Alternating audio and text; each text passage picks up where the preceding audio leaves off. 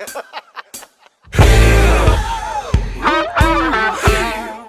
the message that I got when I was a kid was that if you experimented with drugs, one of two things was going to happen. One, you go to jail. Two, you die.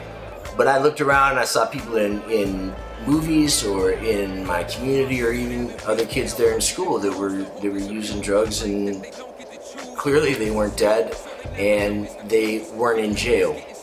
And so I was hearing one message about drugs and I was seeing something completely different.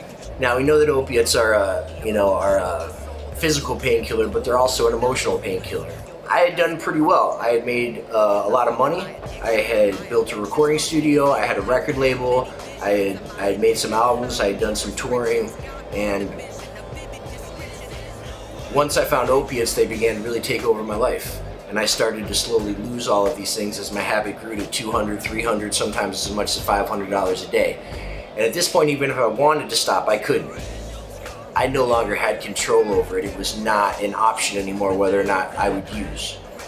That thing that made me lose everything that I had built and everything I had done in my music career and otherwise, I can trace all of that back to the decisions that I made when I was in junior high and in high school.